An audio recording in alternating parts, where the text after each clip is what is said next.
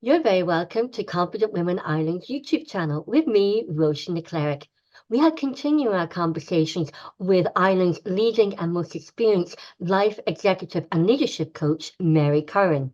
Mary Curran is also the author of the book Life Begins When You're Ready. And I love that. I just love the book because, and even just the title, Life Begins When You're Ready to Listen.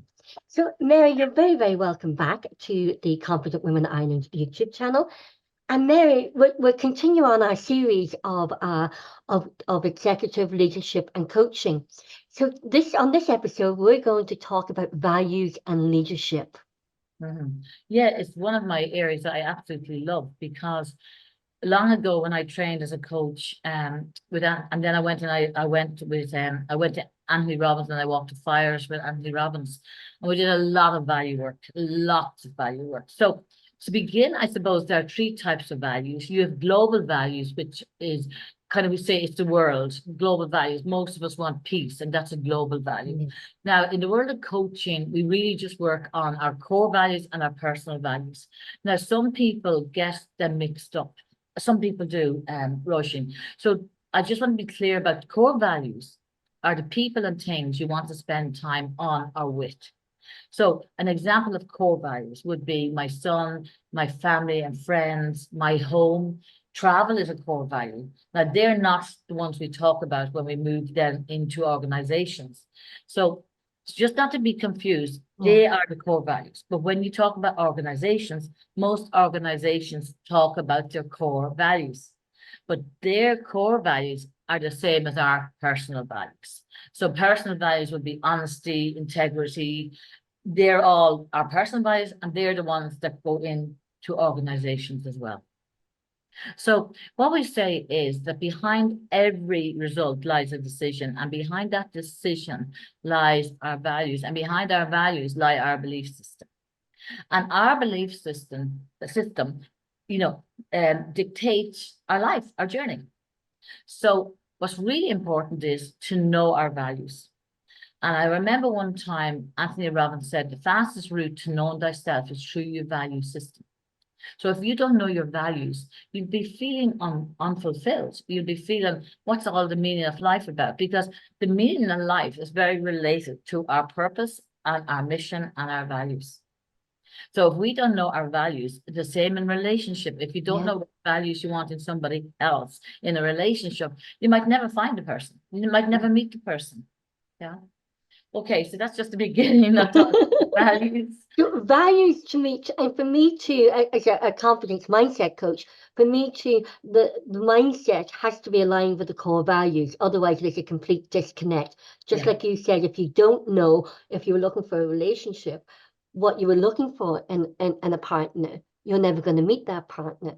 But for me too, if when I'm coaching and it's for me as an individual and as a woman, if my mindset wasn't aligned with my values, my beliefs, my intention and my purpose, I'm not aligned to my intuition, and I'm not aligned, and then everything in my even in my values, in the language that I use, the tone of voice I speak to myself, the emotional reaction of not being aligned to my values, which you said is, we don't feel fulfilled in our lives, and there's an empty space, in my opinion, and then there's a disconnect. So and we're disconnected from our intuition, and so that means then our emotions and then our behaviors, actions, and outcomes are not aligned to our values.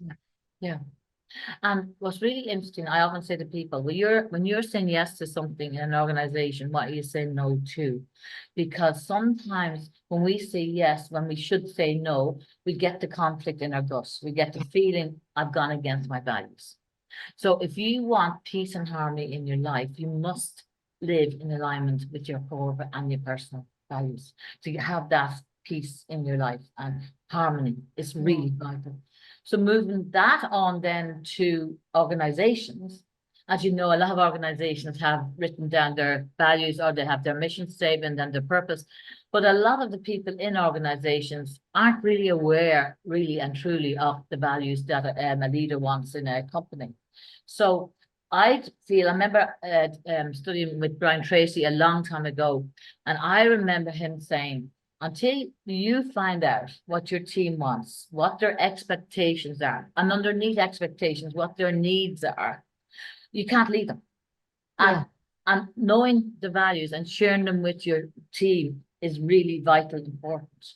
So being able to, when I'm coaching people, because I specialize in career change, and when I'm coaching people, the one thing when they're moving on, most of them move on to work with me. The first thing I say to them is, do you know your values in an organization? And do you know what organizations you're going to look up that will be standing by your values?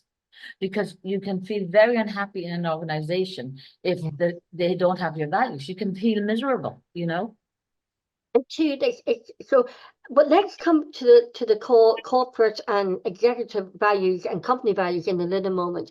So if someone's watching this, Mary, right, and they're going, okay, but I'm unsure now. I'm in a stage in my life where I'm completely just go, go, go in this fast track world that we live in. Yeah.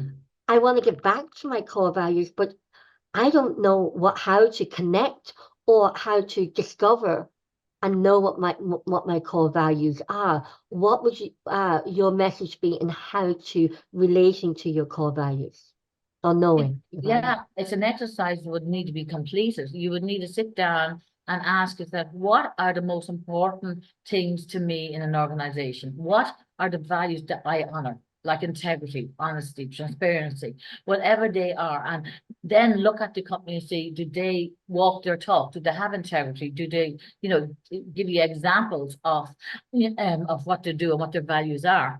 Because values are very important to remember. A goal is a target at the end that you reach, but along that journey lies your values. Yeah. They go like all the way with the journey of setting goals. And sometimes in my experience, I have witnessed a man who came to me to set a goal about buying a house because he kept procrastinating. And then he bought the house, but he was a chef. And where he lived before he bought the house, and his goal was to buy a house, but where he lived before he bought the house, he had a big, huge kitchen and a lovely big room where he used to entertain guests because he loved cooking. Then I'll never forget, I said to him, what are you going to do when you buy this house? Because he had an idea which one he was going to go for, and then it had to be done up. It comes back to me in about 4 weeks, and he goes, Mary, I'm miserable. And I'm going, what? You got the house? And he goes, yeah, I got the goal, I got the house, but I'm not entertaining anymore. I'm not cooking food for my friends anymore. And I must do this. I must do this. Now there, he valued that. That was his value. So when people set goals that are not in alignment with their values, they are miserable. Yes. So what he did was he went out and he rented an apartment. He was able to do it. He went out and rented an apartment where he could go back to cooking for his friends and entertaining his friends. And that's what happened. Now he got the house, he did get his goal. But I remember thinking that's where your values were not in alignment with the goal. And it happens a lot. It does happen a lot. And you can imagine where with that gentleman you were talking about, he's entertaining and cooking. So therefore, the heart of the house would have been absolutely the kitchen, where he could entertain while he's cooking and talk to the guests. So the kitchen and the dining room and living area would have been designed around, and the kitchen designed to be where he could be talking to his guests, entertaining his guests, but cooking at the same time. And the design of the kitchen as well. Yeah. And I mean, once he realized that, he was happy again. But I mean, he was miserable because, like, sometimes, we do make mistakes. But go back to organizations, I think leaders need to, first of all, they need to be very positive with their team. They need to bring positive intention. You mentioned intention before, to the team. They need to make the team included. How do you make a team included? You make it included by saying, these are my expectations. Now I'm going to turn it around and say, and what are your expectations of me? What do you want? And are we all working together, and do we share the same values? I don't think there's enough discussion in organizations for that. I don't think so. Because people, even if you're applying for, say someone is applying for a job. Yeah. you know, every company has a mission statement. You know, you go and you look at their website, look at the mission statement. And so you go, okay, then you find out a little bit more about the company. And you go, yeah, but there's a disconnect and a misalignment with their values and my values. Yeah. So it will just become a job. It would just become a function. Yeah. Yes. And what happens there is people then feel they're just a number. You'll hear them Yes, saying, I'm just a number. number. And people valued being valued. If you can Yes, keep that in your mind, being recognized on the spot, being valued for that they're making a difference. That's their need. They want to make a difference, and a healthy, a healthy way to be working where there is meaningful and they're looking forward to it. So yeah, I teach values, and a lot of people walk around unconsciously aware of their values. yes, Like yes, really important. I remember saying you can walk into a room and very quickly from everybody in the room, you can tell what some of their values are. yes. But you see the person that values color, you see the person, you see the person that values, you can tell very quickly, body language wise, you can tell sometimes, not all of their values, but you'll know one or two of them. You will know. I think once you, for me, if I'm aligned, which now it's a very conscious decision for me, and I'm at a time in my life where I'm making that conscious decisions, which I made these conscious decisions years ago, but then life got in the way. I was a mother. I was working. I was looking after my children. I got separated, a divorce. So I was always just everything. My core values was making sure my child was looking after my children. So Yes. my core values then was, as what we were talking about before, I then became a stay-at-home mom because my values was protecting my children and my children. Then my core values then was, they were growing up. I could actually start looking after me and rediscovering who I was. Yeah. Once my core values of my children. So, and Yeah. then my core values then of my work. Yeah. I think even your core values of your work or your business or your organizations have to be a reflection of your personal values. Yes. Yeah. Absolutely. Yeah. Yeah, Absolutely. And there was something else I was going to say there about yeah, people don't realize as well, as we develop in our life, and we're never stopping learning until the day we leave no, the world, we change, our values change. yeah, And I would do a lot of relationship coaching. And I remember the couples would be with me and they'd be saying, but Mary, we used to value this together. We used to value going out together. We used to value, he used to come home early, so we'd have a lovely evening together. And all of a sudden, the new job has come, he's being promoted, and now he doesn't value our time together anymore. Because we used to always say relationships mostly break down because of a lack of communication and value conflict. yes, And if either side is not prepared to compromise on values, nothing else is going to work. If they don't yeah. compromise on their values, and they don't want the same things, it's over. It's over. And you don't have to, people think, oh, everybody who has the same values, they all like one another. That's not the case. You can have shared values, but you may not have a good personal relationship, but you have a good core shared values that you go in and you get the job done. Yes, yes. And some people, I've seen them, I've met them, where they just decided for the sake, the value of security, to stay together. I also coached two boys who were sent to me, teenagers, like young men. They were sent to me because they were not getting on well in college, couldn't speak out, they couldn't stand up for themselves. And it was all down to the fact their mother had stayed in a marriage that wasn't working, and the father would speak to them the way he'd speak to her and say, you should up, what would you know about that? What would you know about this? And it ended up, she stayed because she valued keeping the family together. But anyway, after working with the two young men, about 2 years later, I get a phone call from her. She says, I'm on my way to see you now, Mary. And she realized that she needed to look at her life and realize what she valued didn't pay out for her in the end. I'm not saying that everybody should break up or anything like that. I'm just No, saying no. that she thought she was doing the best she could at the time to stay and keep the marriage together when it was really not working and the kids were really suffering, I suppose she probably thought financially it was best to keep the family unit together financially so they had a home, they had a roof over their head. And so, and I think every mother does the best with the situation and circumstances she has at hand. you know, so she was probably, that's where I'm assuming she was doing, she was seeing what she had and thought, well, I'm doing the very best I can with what I have around me. It's like baking a cake, isn't it? You know, you say, okay, what ingredients do I have? You know, what am I going to cook for dinner? You know, you work with what you have.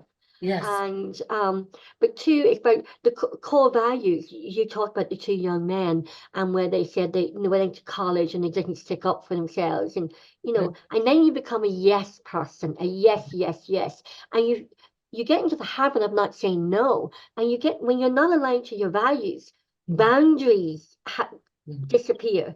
Yes. And people then they know then, okay, she's yes, or he's yes. That they do the value now that I have at this, back to what I was when I was younger, is my boundaries. Yes. And when you have boundaries, you don't allow, you can very politely and respectfully and with dignity and integrity just lay down boundaries.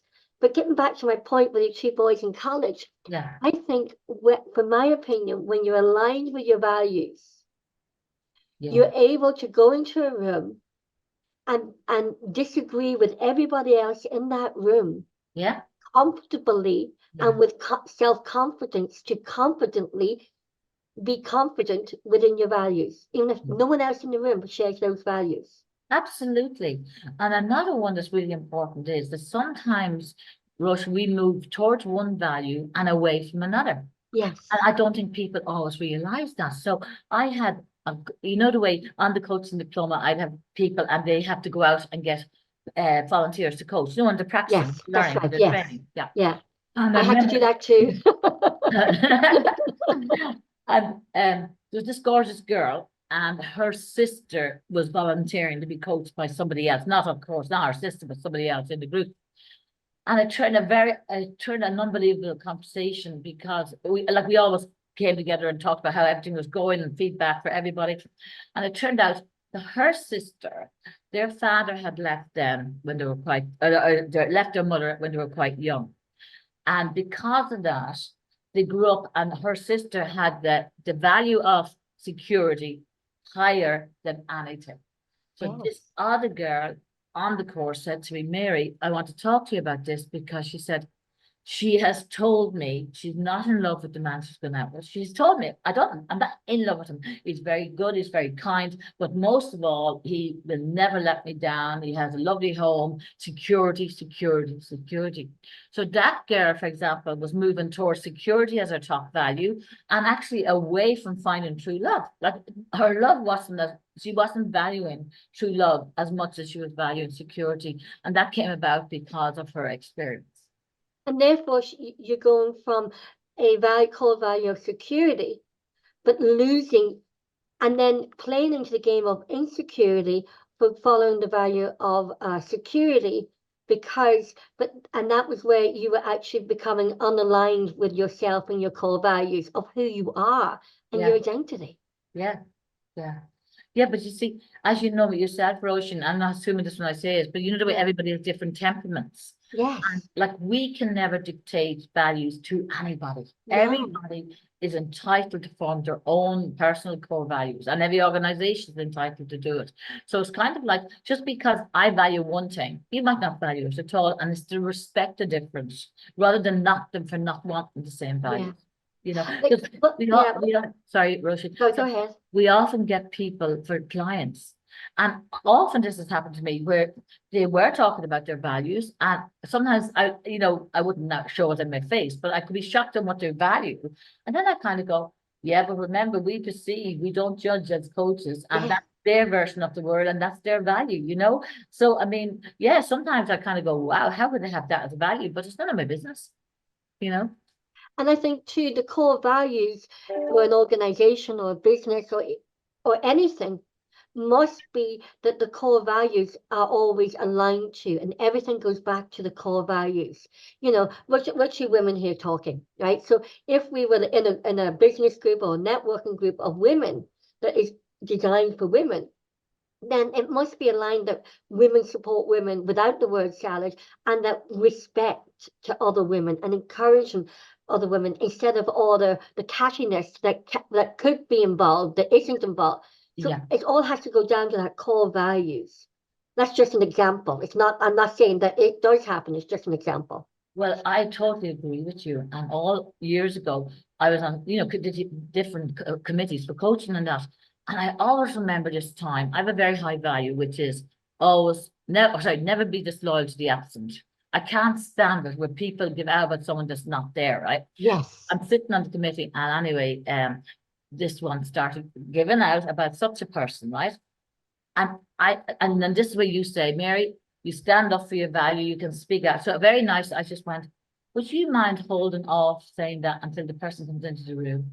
And Yes. she just went, what? And I said, you've just been disloyal to this person that isn't even here to defend themselves. I said, can you hold off and say it to them when they come into the room? Now, that would be an example where I have a high value for never be dishonest to the absent, or disloyal, or disrespectful to the absent. But for me, that has a very high value. One person on the committee just went, I wouldn't have said anything, Mary. And I'm going, but I had to. It was I felt it in my body. I needed to say, stop giving out. The person isn't here, And that is true. That's integrity. Yes, yes. Yeah, very high And value. transparency, and it's all honesty, and you're giving, and you're aligned then to your core values with honesty, integrity, and dignity. Yes. And I think that they're very core, and you can be, and respect. For that, they would be mine: respectfulness, being respectful. Yes. And honest, but you can be honest. What was it you said to honest with integrity? I love that one. Honesty with integrity. Yeah. That's Yeah. my new. I'm copying that from University College now and everything I do. Honesty with integrity. I think that is powerful, and I suppose too. I think respect. As we mentioned before, you can disagree with someone, but you can do it respectfully with integrity, Yes, you and can. that's what you. Yeah. Yeah, you can agree to differ very respectfully. I mean, I do it often in my own relationship. I hear myself coming out saying, "Can we just agree to differ on that? Can we just agree to differ?" Because Yeah. you don't want to stand over their feelings or stand over or not what they're saying. It's just sometimes we just have a different perspective. Our reality is our perception, so we just have different perceptions.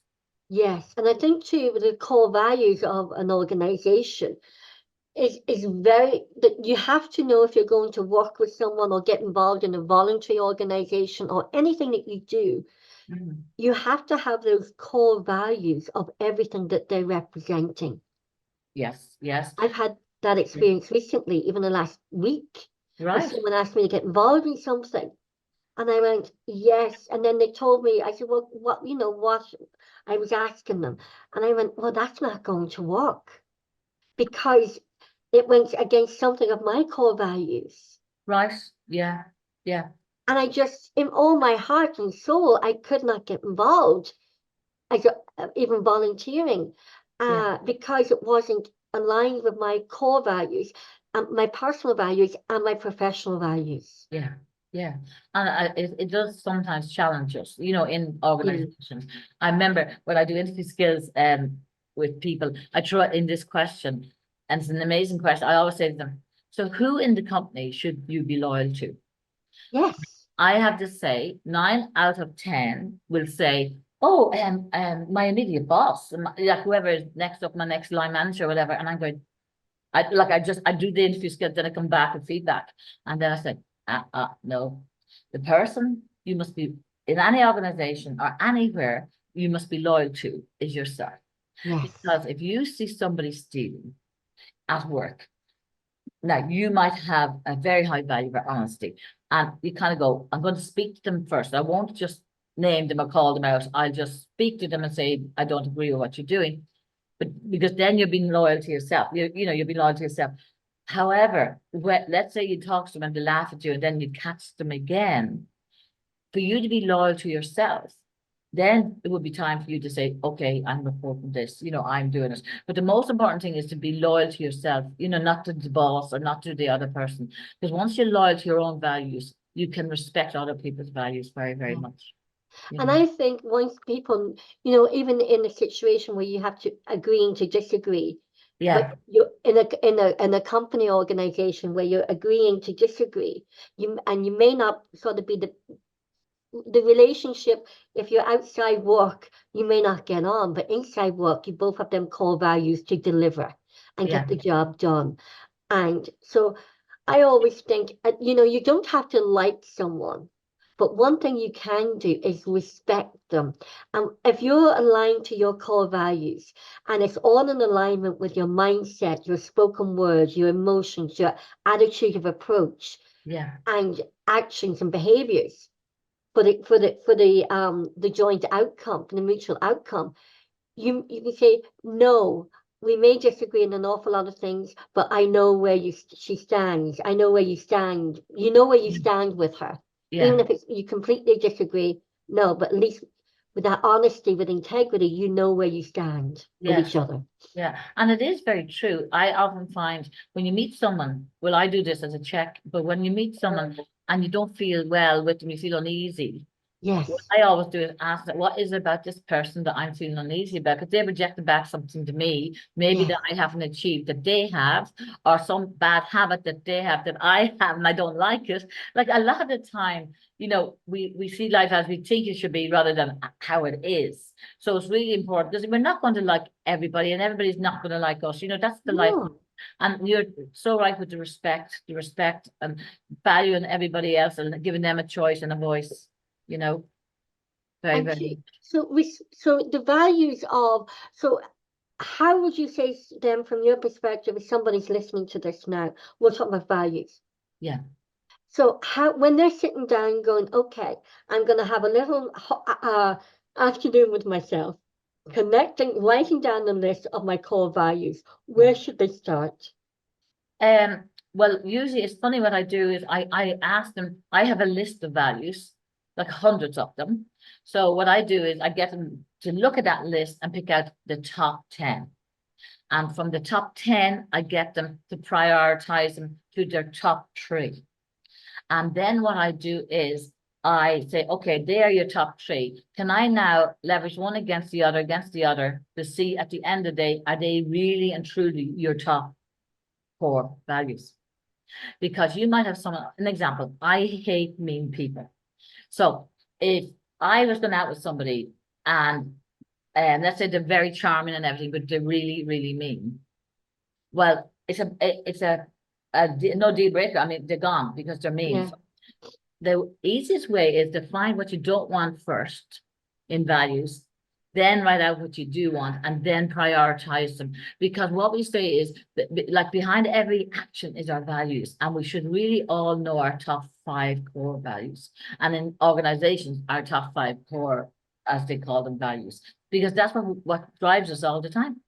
Yeah, I remember I don't know what it was that you said, but you just got me thinking of my grandmother there now. And in relationships, when we were young, we'd go in and we were going out for the night. We always had to go in and show what we were wearing and our makeup, show it. Yeah. And because she loved, it's just my grandmother. And she used to say, now remember, if you meet a boy, if he's financially selfish, he's emotionally selfish. Ah, very good. That's Yeah. interesting. Yeah. And over the years, I've been thinking about that, and it's always been ended up being exactly that. Yes. And it's funny because one of my top values in relationships is generosity in mind, body, and spirit. And Yes, people always say to me, Mary, like, why is it that long? Why is that value so long? And I'm going, well, you could be going out with somebody and they could be very generous and pay for your meals or whatever. But I said, I want somebody that when I come home from work and let's say I had a yes, difficult day, I want them to be generosity in mind, body, and spirit. So they ask yes, me, how did my day go? They yes, helped me to work out maybe a challenge I had. So generosity of spirit, you know what I mean? So my yes, my top 5 absolutely. would be that. And it's about, like, yeah, because it's not no good just being as you're saying there's no good just being monetary generous. You want Yes, to be emotionally generous. yes, All of exactly what you're saying. But yeah, that makes sense. That it does, doesn't if it? they're mean financially, they're probably emotionally mean as well. Yes, Very, very, that's a very good point, Roshan. yeah, I never that, thought of that before, but that's a yeah, very good point. yeah. Yeah. That was my grandma. All these old wives' tales are are going to come back. We're getting back to the old wives' tales. Yeah, and there's another way of finding out values. I mean, there's so many ways you can do it, like the menu or the list that I talk about. But the other one is, and you probably have heard of that one, is where pick Pick 5 people that you look up to and admire. What are they doing? What are the values they hold? And that very quickly will get you to realize, well, they are my values as well. You know, Yeah. they are showing me what my values are as well. I once, because I'm divorced, I once said to a lady, she was with a partner at that stage, 25 years, married 18 years. And I says, wow, what would you advise, what would you say was the key success of a really good marriage and relationship? And she said, I think the woman has to look up to the man. She has to really respect the man. And I thought about that for a while. And I thought, she said, yes, but then that's that mutual respect. You're with someone as a woman, and my cat's being bold now. I said, I won't. And so I thought about it, and I kept, okay. And I said, but what about the man respecting the woman? And she said, yes, but she said, I think and then I was looking at, my relationships that I had, I didn't really respect. I didn't look up to them. Yeah. Yeah. I think it's about having someone, I think, and when I say that, then I think it was someone was possibly, what she meant was, my interpretation of that was she respected him. Yes, and I'd say she probably was saying as well, mutual admiration. Yes. I learned this in supervision. I didn't learn this in coaching, but I always remember Dr. Michael Carley's a beautiful person, and he was running the course. And he said, now, in a relationship, the energy and the power should be equal. And then what happens is, and it did happen a lot in COVID because I was coaching someone. Let's say to a couple, whatever they are, a couple, and they have a lovely home, they're doing really well, and then let's say COVID came, one of them lost the job. Very quickly, energy is shifting. Yes. Energy is shifting. What now? There's the energy, the power is below and above, but not equal. Yes. The only time the relationship works is when the power is equal. Yes. So that person would need to be coached, because what has happened is their self-worth has gone down, they've been let go, and they feel a little bit more unhappy about the money and their own, I suppose, their own freedom, and they would, like, that would be a case to work with them on. But it's amazing, power together, power with is so important, because once that shifts, everything shifts. Everything shifts. And you've just brought me back to remind myself of something too, which in my coaching is, I say, if you're aligned to your core value, no, when, not if, when you're aligned to your core values, yeah, you have and that is part of your self-confidence and your confidence and your competence. However, then that that is part of your self-worth and self-esteem. Yes. And just if you're not connected to yourself, to your values and your self-worth, then your self-esteem goes down, and that eats away at your self-confidence. Absolutely, Roshan. And when we're talking about self-worth, self-esteem and all those areas are linked together. What happens as well, I remember one person calling it a vacuum. You'll hear somebody say, I'm okay, Mary, but there's a vacuum in me. There's something missing. And they are people that are lost. They are people, I don't mean like in a big way, but they're lost around their values. They're not sure of who I am.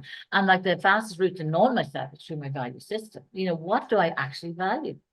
I think that's the values is such a core part of who we are as human beings in our personal lives and in our professional lives. Yeah.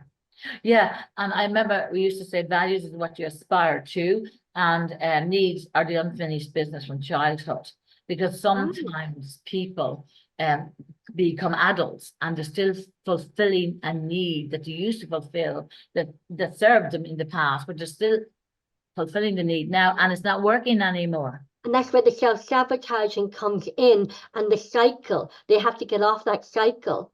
Well, I tell you a really great example of this. I'm coaching this girl on career, right? But then when we were just coming to the last session, she said, Mary, I need to talk about my relationships. And she said, now this is an absolute true story. And she said, I go out with somebody and it's going really well, like really well. And then they end it. And it has happened. And you know the way we look for patterns in NLP? Yes. So she had said to me, it happened maybe 4 or 5 times. So I had then to drill down and say, so coming up to it ending, what happened? What were you doing, saying, and what was the other person doing? So it turned out that in her family, her father had died and she was the eldest. And the mother used to rely on her to plan everything all the time. She was the planner. She had to plan everything. So what happened was, and that was okay in the family, it worked at that time. But what did she do? She took the habit into her relationships. And what happened was, when she started out with somebody at the beginning, immediately she went into the behavior of planning. Now, I'm not going to make a global assumption here, but a lot of men, if you start planning and you're only going out together, you start planning everything this weekend and this, they go, next to be planning my wedding, I'm out here, That's what was happening. They were running. When she discovered that, she couldn't believe it. Yes. And I said, well, now you don't need to fulfill that need anymore. You don't need to plan everything in your life. Be spontaneous, And then she was lovely because she did email me when she met somebody and said, I'm not planning anything. I'm not planning anything. And the relationship turned out great. She married him. Yeah. But it was. But it's getting off that cycle and changing the pattern of the new cycle and behaviors. Yes. And mindset and behaviors and actions and outcomes.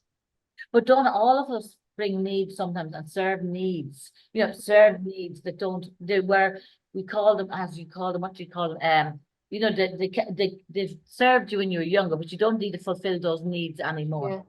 I mean, people fulfill their needs in very different ways. I mean, let's say, I don't know, say you wanted recognition, Roisin, and so you have a need for recognition. Now you could go out in a positive way and serve that by saying, okay, I'll ask a journalist to interview me, and then when they like what I do, they'll write about me, so I'm getting my recognition.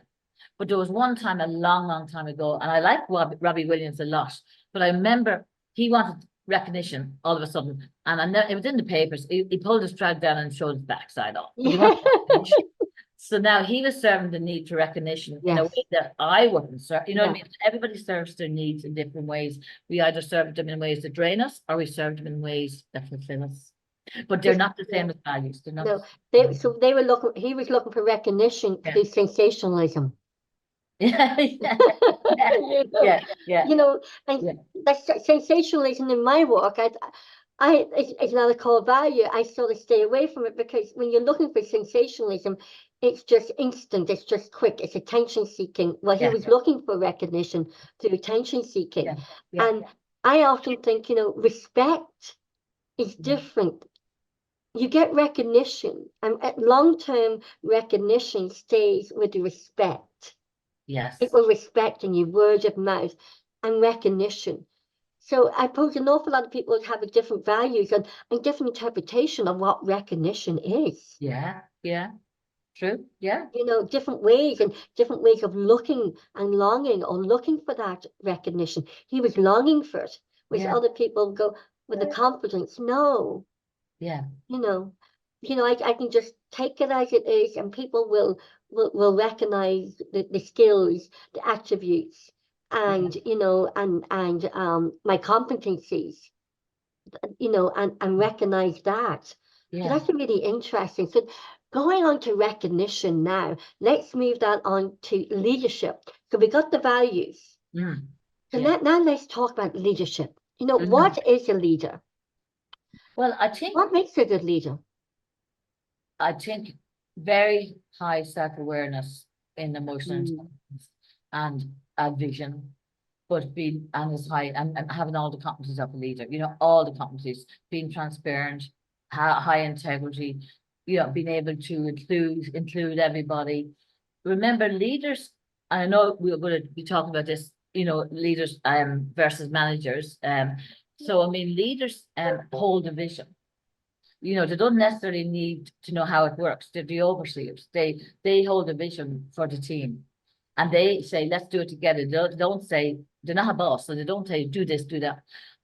The other most important thing, I suppose, is as a leader, you influence by example. And that's integrity again. You don't ask anybody to do something that you wouldn't do yourself. And the power of persuasion. And persuasion would be another brilliant competency in leadership. Oh my, Mhm. yeah, it would be, yeah, yeah. So, yeah, and different leaders, again, are different people, and they might have different visions and different values as well, very much. But it's how they can find out what their people's values are and how the company can meet those values for Yeah. people. Because this is really important. I mean, people, as I said earlier, people want to be valued, they value being valued, and they want to know to make a difference. And the paycheck doesn't do it. No. It's the praise on the spot. It's the encouragement and support that you get, and the trust as a leader that says to them, now this is my vision. I'm going to trust you, and to give them realistic expectations. And I am going to trust you that we go with this, and it's going to be all turn out brilliantly. When you build up that positive intention with your team, they'll go out of their way, Yes. give you the results They out of will. their way. Once you build up that, and I really mean realistic expectations, you know?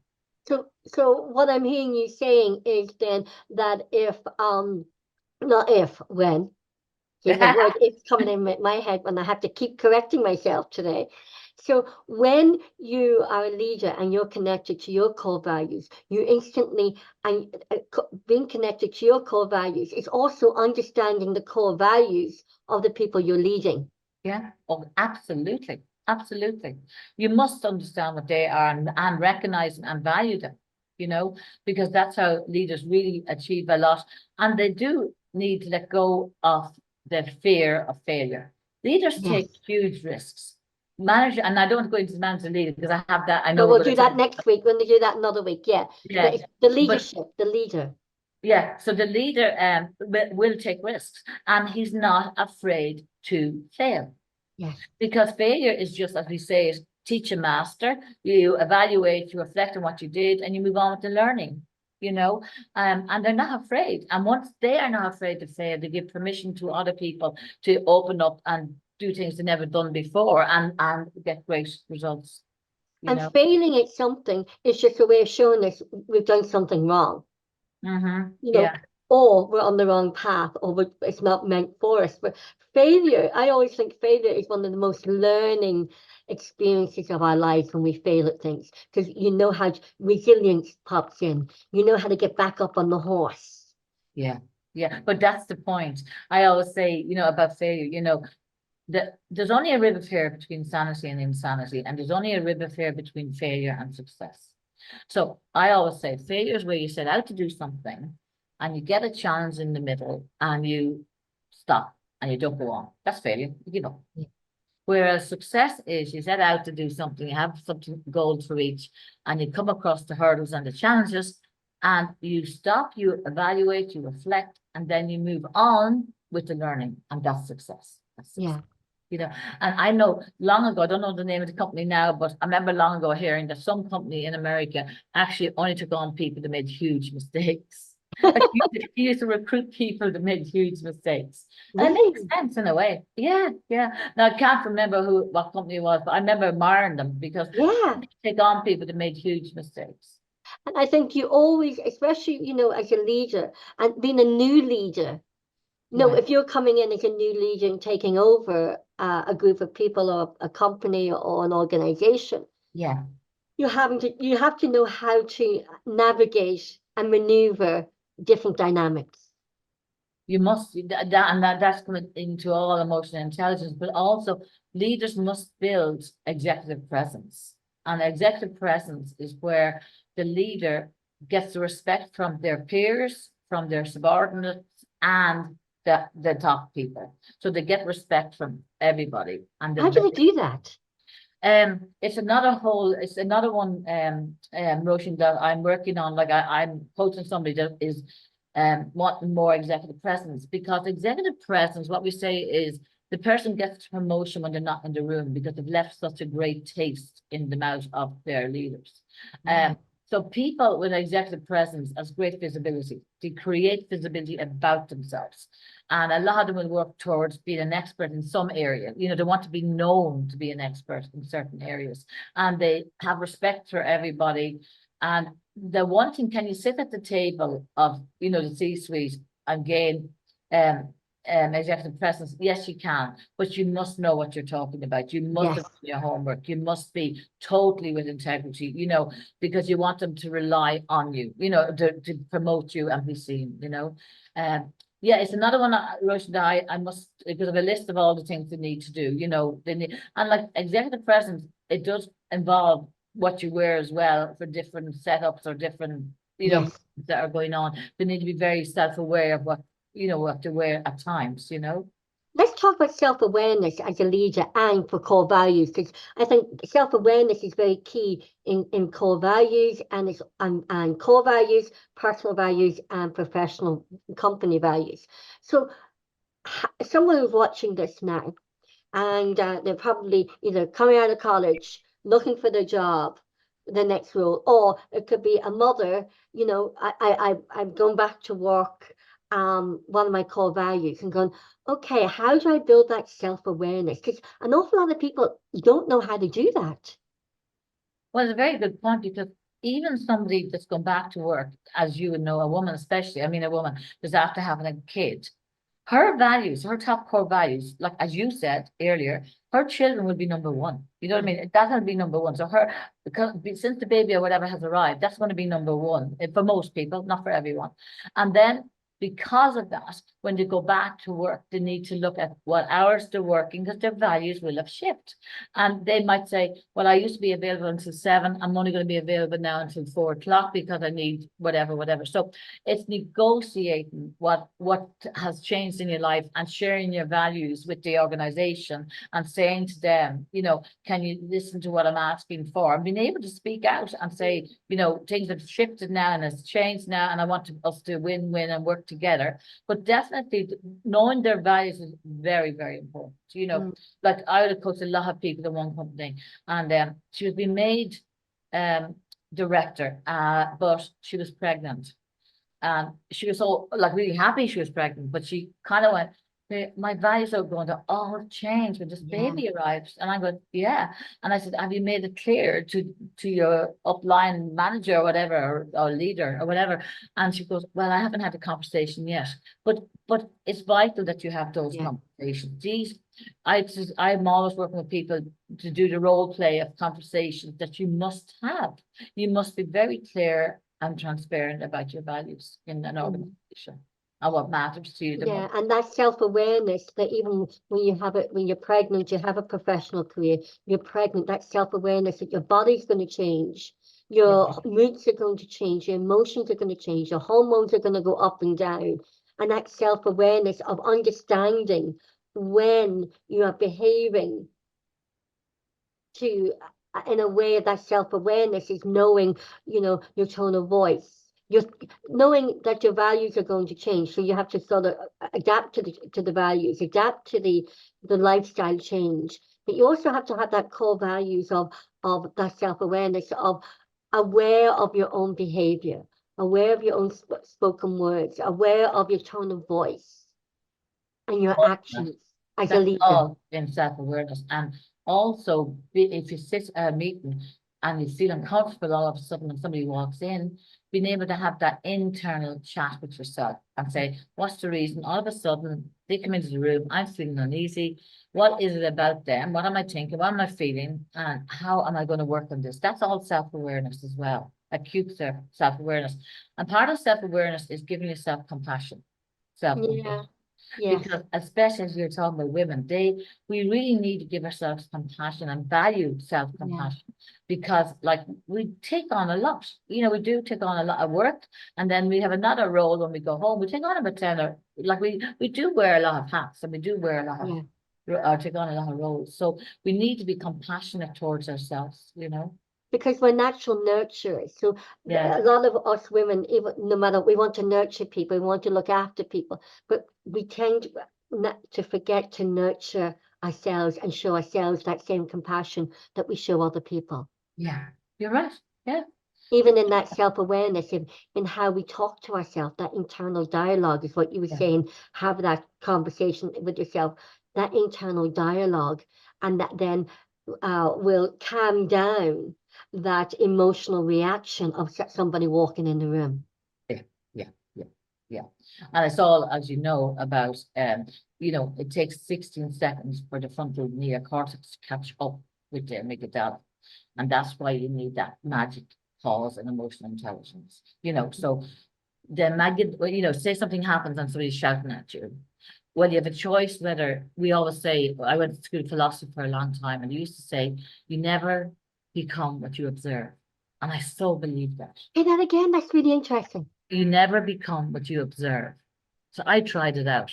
I go, what do they mean by that? Yeah. So a long time ago, my ex-husband had a habit on Friday nights, and he used to go out with his friends, but not ring me, and I'd be worried, be late, and no big deal. He would be late coming home.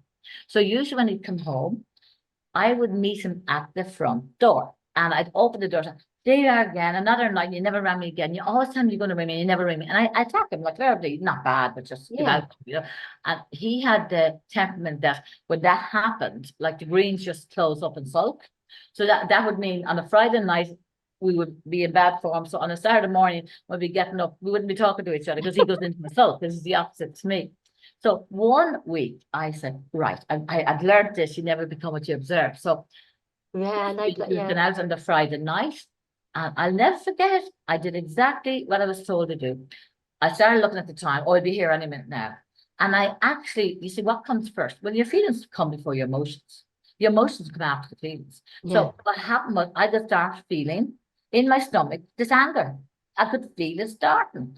My choice was, Mary, do you go into that anger and explode, or do you stop and take a pause and not go into it, which is slowing down the amygdala? And so when he arrived at the door, I went down and I opened it, and he was ready for me to go out because he didn't ring me.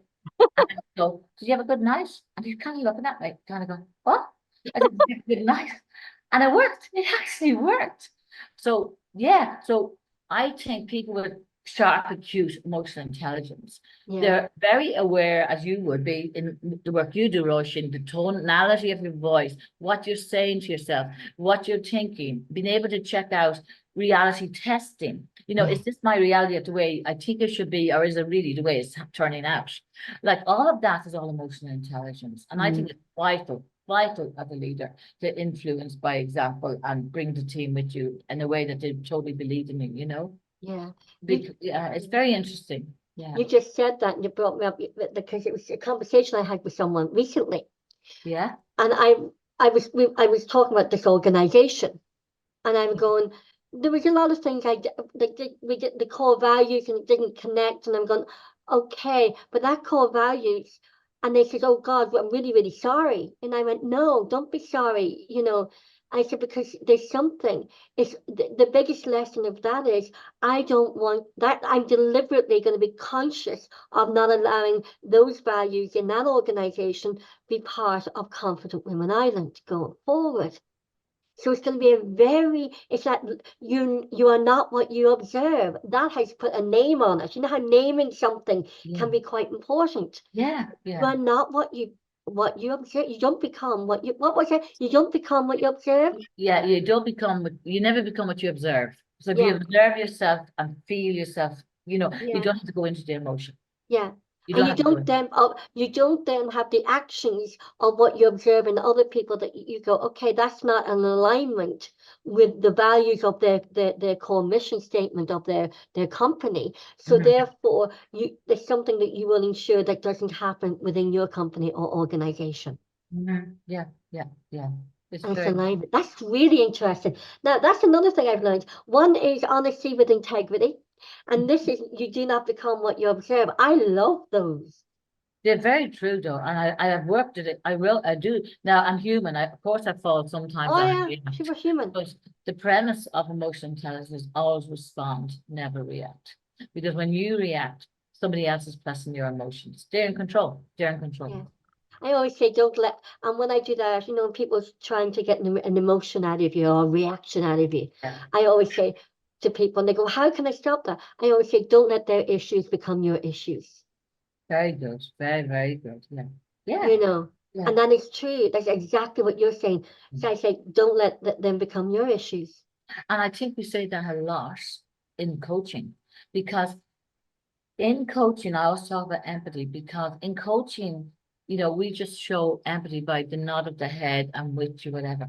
But if you, and this would happen when I had counselors on my diploma course, they were brilliant with people. But what happened was they would go into the story and I'd have to observe them, you know, when I was working with them and say, hold on, when you go into their story, you are no longer objective. You are no longer helpful to them. You must stay outside the story. Stay outside the story. So empathy and coaching, you know, we have to always make sure that we just show it by, you know, a nod of the head or whatever. But if we go in and say, oh, I know what you mean, that happened to me too, you're gone. You're Yeah. gone. Because you have now gone subjective and you're in the story. You're in the story, you're part of the play, the act, and Yeah. the story. Yeah, and there's a lot of study done on and comparisons on empathy and compassion, because as a leader as well, compassion is a huge competency in leadership.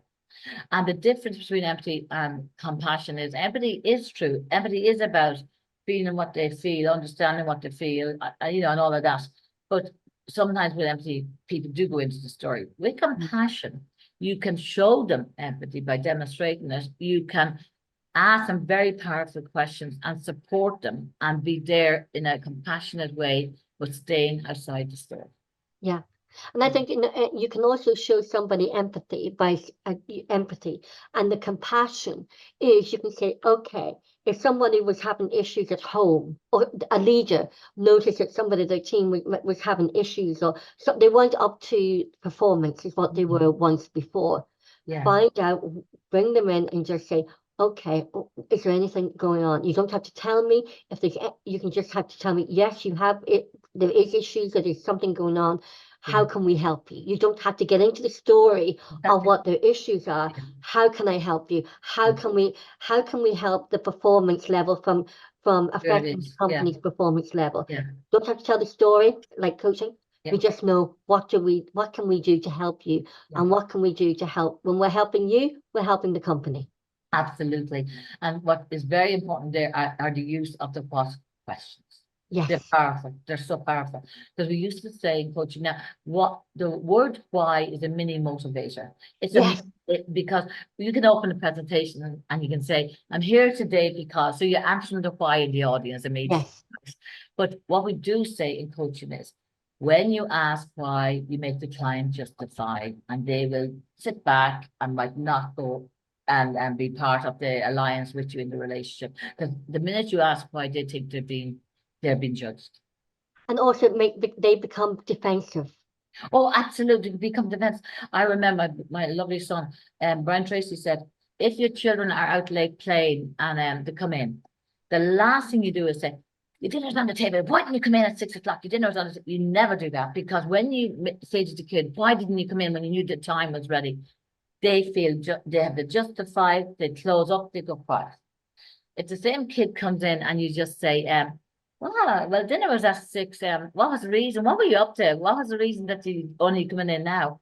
They'll open up and tell you everything. and to this day, thank God, I have that relationship with my son. And when things were going wrong with the girlfriend, whatever, he was telling me. And all because I always asked them what. I never asked them why. So I didn't make him justify. And if I did, he'd tell me nothing. I've seen him with other people. We will tell them nothing, you know. That's really, you brought me back to the weekend. I had lunch on Saturday with a lovely group of women. I mean, an amazing group of women in Wicklow.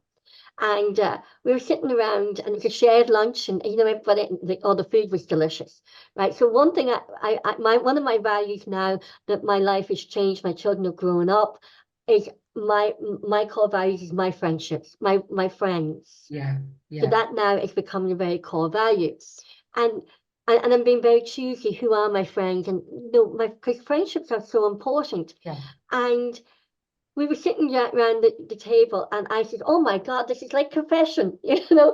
And I said, the best of it was, my grandmother once sent me to confession, no, Catholic, and go down to confession. And so I went down to the priest and said, bless me, Father. I said, I haven't sinned. My grandmother sent me down, but I'm not playing the game. I'm not going to tell you, make up lies just to you know, to perform. And he says, that's grand. Go out and say three Hail Marys and go and give your grandmother a hug. So I went up to my grandmother, and then she said, well, did you go to confession? And I told her what I said, because I was always an independent. I never, was I a rebel? No, but I always had my own thoughts. I was always me. Yeah. I said, no, Nana, I told him that you sent me down to confession. I had nothing, as far as I could see, I had nothing to confess. I haven't sinned, so I told him I wasn't going to play the game. You so what? I wasn't going to play the game.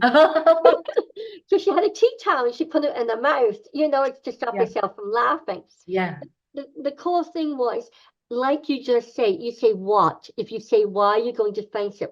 But Yeah. if you talk about things, it's about you feel that safety of opening up without realizing, Yeah. that you're sharing information Yes. when you feel, and that trust. Yes. And And that's another thing. I know Stephen Covey was very strong on was have the curiosity mind of a child when you're working with people. Be like a child, full of curiosity. Because yes, curiosity, as well as praise, we call them, it's praise. Being curious about somebody is giving them praise and validation. So when people feel you're curious about them, they feel valued. yes, And curiosity is a lovely, lovely skill to have. It's just really yeah, good being curious with somebody and what happened and tell me what happened rather than being closed-minded or whatever. It's so yeah. curious. And that curiosity too of wanting to see how other people's opinions on different situations Yeah, are. They may not be my opinions. May not be my slants or perceptions. yeah, When you listen to other people's slants, perceptions, or thoughts, you yeah. can go, oh, maybe that might change my. It's good to hear different people's Oh, yeah. opinions and to Absolutely. be having to agree that Yeah, who's right and who's wrong. No one's yeah. right on everything. No, and that's another value, being able to value people's opinions, being able Yes, to honor and value people's opinions, as well as honoring and valuing our own opinions. It's very, very important. Because if you don't, if you're closed-minded to other people's opinions, you'll never learn. You won't no, learn. never learn. No. And you never, then what that does is that brings in the arrogance and the ego, Yes, because, you haven't got the self-confidence and the confidence to actually be aligned to your values. If you're aligned to your values, then you're curious to know what other people's values are. yeah, of course. Yeah, yeah, true. Yeah, very true. Curiosity is a lovely word, isn't it? Because Yeah, when you're curious about something, yeah, you're actually valuing somebody's opinions, their minds, you're valuing their intention, their yeah. purpose. Yeah, and it's funny because in coaching we always say curiosity versus being nosy, right? Yeah. Oh, I learned this. Oh, did I learn the lesson? I don't mind sharing it, but I think I was only in first year coaching, right? And this girl came into me and she reminded me so much of myself. And she loved dancing, and there was something else she mentioned. Oh, I really admired her. She had her own business and that. But anyway, at the end of the session, I think she started saying something about her set or salsa dance, whatever it was. And I, for a moment, wasn't curious. And I went, oh, and where do you do that? And I asked her a few nosy questions. And she turned around and said, Mary, now listen, she said, I'm not here for you to be nosy about my life. You're here to coach me. And she was very strict about Yeah. it. And I just went, you know what, thank you so much. Thank you. Thank you for Yeah. giving me feedback. Because I did. I moved into the mode of being nosy instead of curious. Curious. Yeah. I mean, it's Yeah. very different. Nosiness. Nobody likes people that are nosy. No, because well, it's like information gathering. What are you information gathering for? You're being Yeah, nosy. yeah, What do you want to know that for? yeah, And then yeah, there's a big difference of being curious yeah. Oh, yeah. and then as somebody being nosy. Mm. And I think that's very key in coaching. I'm curious because when you're curious to understand the person, Yeah, where yeah. they're coming from. It's an indirect positive. That's what it is. An I indirect like an positive. indirect positive. I like that one as well. Really lovely. You're giving them a positive without announcing it. It's an indirect positive. And people love to be listened to and being understood. And like when you listen with curiosity, you're giving them that gift. Yes. Yeah, yeah. So I like important. that. Listen with curiosity Yeah, because you're giving them the gift of being valued. yeah. Yeah, yeah, what they have to say yeah, is of value to you and to them and to the world. yes. And they walk away feeling they've been heard. That's Yes. lovely. You know, they walk And that's away. all anybody wants. That's all anything wants. Yeah, Anybody wants is to know they've been not just listened to, but heard. there's a big difference, isn't there? There's a big difference and there's a big value there, isn't it? Yeah, yeah, absolutely. Actually, I know for sure one of my top values is listening, you know, and unfortunately, it doesn't mind me laugh when I say Andy, my husband wouldn't be the best listener at all, you know. So when I do need him to listen, I have to say, Andy, now I want your full attention here, listen. He just has a selective mind and he goes off wandering away, you know. So I have to bring him back, you know. And then I kind of go, well, some of my values I get through other. You don't get all your needs or your values all met through the significant other. You get them met through different friends and different people, you know. Yeah. Yeah. It's really, Well, we've actually gone over time. See, we always forget that we keep chatting and we could keep chatting forever. yeah. And we'd be going all day. So but the good thing is that we're going to be continuing on our series of conversations about coaching, leadership and entrepreneurship and many, many more subjects and leadership. But you know, I've really, really enjoyed because I just think it just, you know, it's like it just brings that good feel good factor. Yeah. And Yeah. it really does. The audience, the listeners now, everyone is looking to get back to core values. Yes. Yeah. And Yeah. everyone now is at a stage where we're looking to only work and be in a working situation with people and companies that are aligned to our values. Yeah. They must promise themselves that when Yeah. they move on, they're going to go to a company, you know, where they know the values, the people are living them out, they've been doing them with integrity, and you know you're going to be part of that team and whatever. And I think too, for my personal, I think when we live to our values, we're living with purpose. Oh, yeah. Oh, Yeah. absolutely. Yeah. And meaning, purpose and Yeah. meaning. Yeah. Yeah. The meaning of life is so important. And Yeah. people, again, have different perceptions of what the meaning is. And different people, different things mean different things to people. Yeah. As well. So it's really important, the purpose and the values being in alignment. And when you live to your values, you're never alone being the only person in the room having the same values as you. True. Very true. You Yeah. know, I always find that because you've got that self-confidence, you've got that integrity, that honesty with integrity is what you say. You've got that that purpose, that intention, and you are you know who you are. You're being true to yourself and to other people Yes. when Yeah. you're aligned to your core values, Yeah. and people know where they stand with you. Yeah, and I think it's really good for people to think about what their values are. Mm, As I said, you can get a list and then decide which would be your top 10 and then top 3, or you can think about people you admire. What are they doing? How are they behaving? And what are their values? You know? yeah. So Mary, we talk about a different subject next week. Yeah, great. Yeah, And I think we said we would talk about the manager versus the leader. You know, yes, yeah, that's yeah, going to be very key. I think that because there is a big difference, the leader and the management, yeah. Oh, very the different. manager, They're and very the different. different managers. Yeah, yeah. Oh, yeah, Especially yeah. if you work in a big corporation, you've got the level, if you've got a Oh, flat yeah. structure or, different structures. And the Oh, leader, yeah, that's what I've learned. They have all different levels in different companies, you know, line managers, all type of managers. And that's before they move into the area of leadership. But a leader really, really, you can be a great manager, not a great leader. yes. You know, so we need Yeah. to think about that. And sometimes, an awful lot of people think, oh, they're the leader of this organization or the leader of a business or a corporation, but usually the leader is not the person who's front and center, True. That's very you true. know, Yeah, yeah. or who people perceive as the leader, because the manager of that leader organization is probably going to someone else and getting advice from someone else within that. So they are actually leading behind the scenes. Sometimes, yeah, yeah, Yeah, yeah. sometimes that can happen. Yeah, Yeah. it can happen. Yeah, for So sure. But this is so interesting, and I'm really enjoying this. And I just want to remind our listeners about your book. How can our listeners and viewers purchase your book, Life Begins When You're Ready to Listen by Mary Curran? How can they purchase them? Oh, they can buy it on Amazon.com or Balboa Press, which is the publishers. They're the main places that you can buy it.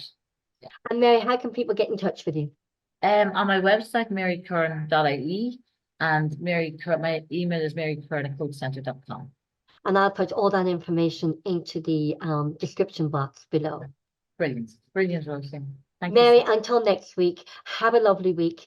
And I see we're both coordinating colours. You've got a little bit of yellow in yours as well. Yeah.